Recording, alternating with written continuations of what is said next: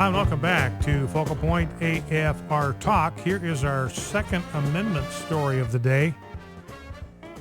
This is from Atlanta.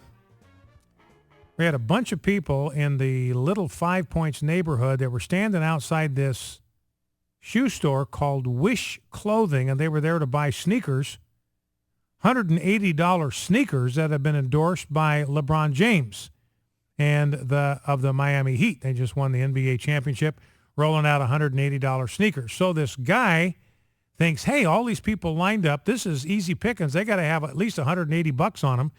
So he comes and tries to rob them with a gun. All these people standing in line with all this money hanging out of their pockets to buy these sneakers.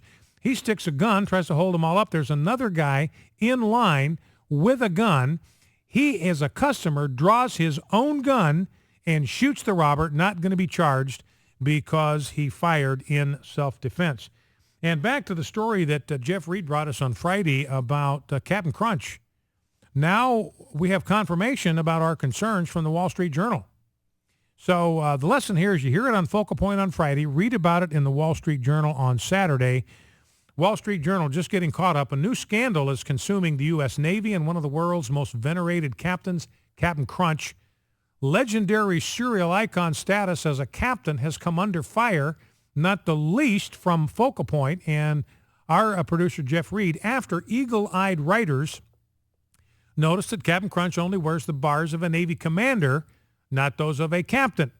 In the U.S. Navy, captains wear 4 bars on their uniforms, while commanders, one rank below captain, have just 3 bars. Now, apparently Captain Crunch has taken to Twitter to defend his honor, but Charisma Madurang on Food Beast, which is an online food news site, she's out there saying, look, the cheery Santa Claus in blue Napoleon hat is really just a big, fat liar, and she has liar all in caps for emphasis. So Captain is firing back on Twitter, but apparently his protests have failed, according to the Wall Street Journal, to tamp down the sense of betrayal and anger. And here we go.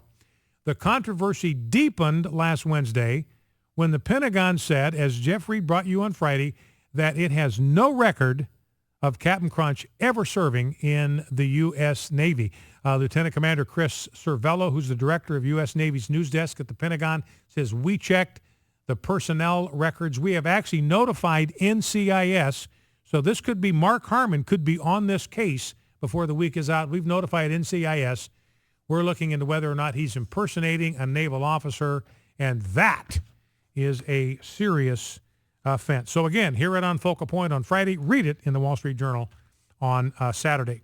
Now, let's go back. Got a couple of more sound bites I want to play in the immigration debate. Let's play Lindsey Graham, clip number 8. Lindsey Graham, establishment Republican, Naugahyde Republican, leading the charge here over the abyss. You know, when Lewis and Clark went on their journeys, they would find all of these bison carcasses at the base of this cliff, floating around in the bend of the river.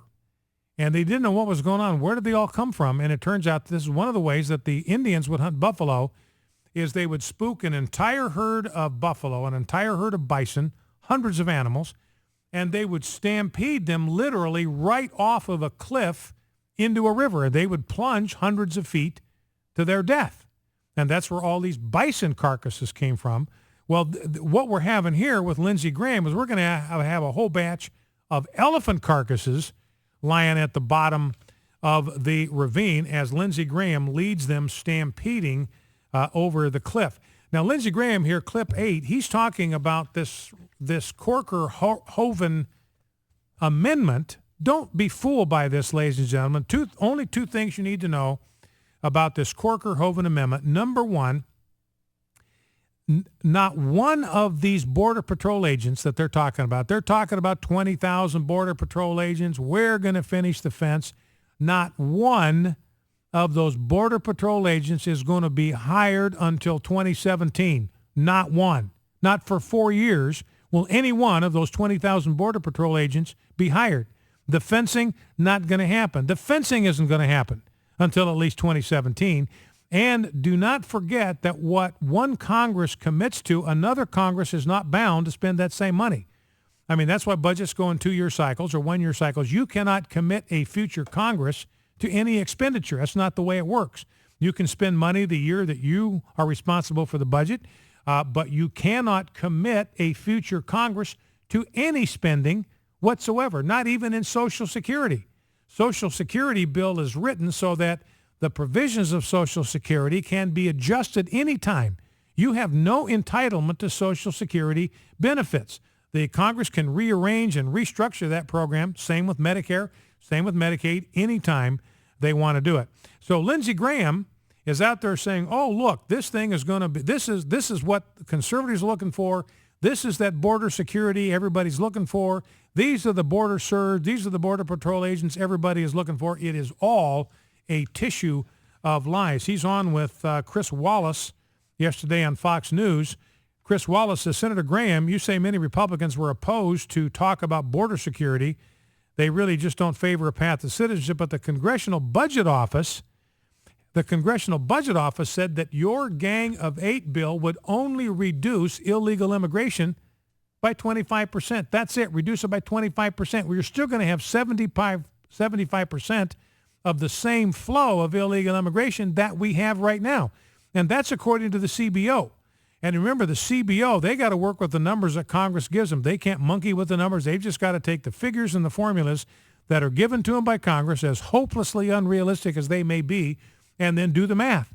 And the math that they do says, look, this is only going to slow illegal immigration down by 25%. So here's Lindsey Graham's response. They're talking about the entry-exit problem. 40% of the people who are here illegally overstayed their visas. There will be improvements in that area. Nope. As to the border, we've practically militarized the border. I've been hearing for years, let's secure the border. Let's regain our sovereignty. We have secured our border in a way I could not have imagined 4 or 5 years ago. This whole border security amendment, I think, is the most aggressive attempt to control the southern border and regain our sovereignty.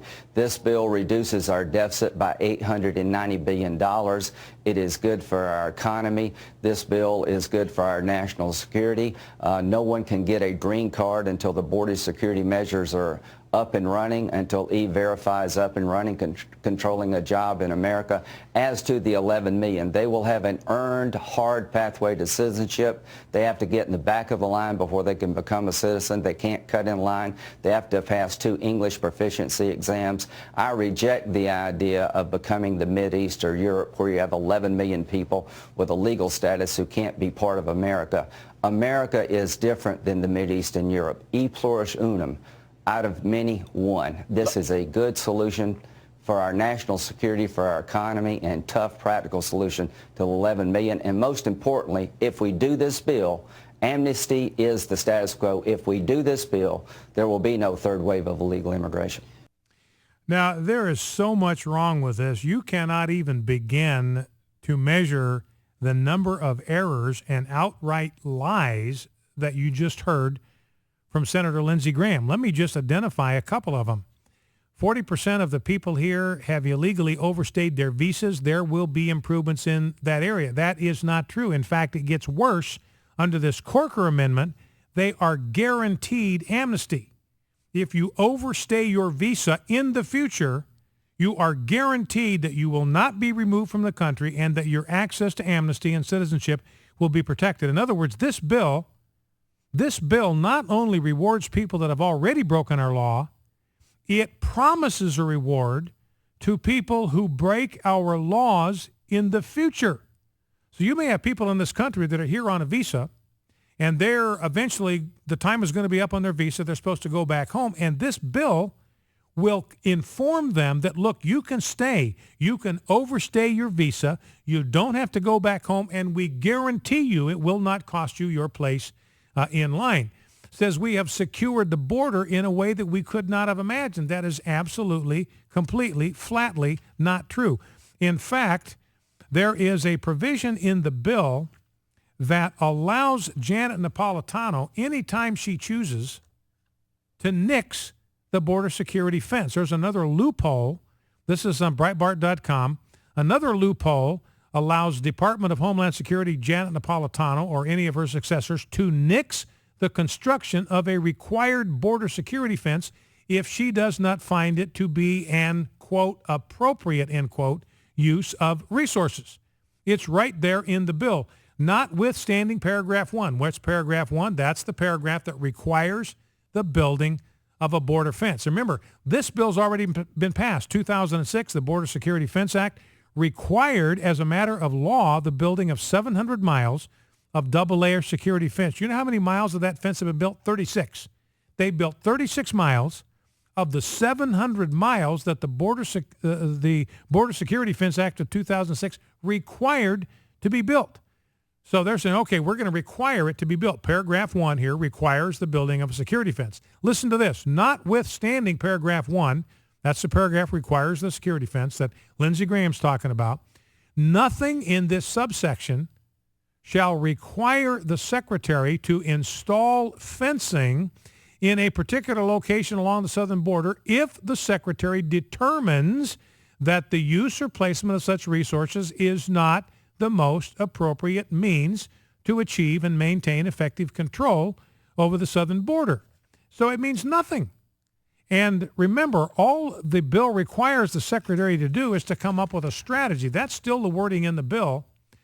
Not later than 180 days after the date of the enactment of this act, the secretary shall establish a strategy to be known as the Southern Border Fencing Strategy to identify where the 700 miles of fencing should be deployed.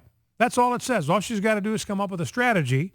Doesn't say she's got to build any part of it. Doesn't say any part of it's got to be in place before people are legalized. Just has to come up with a strategy. Got 180 days to do that.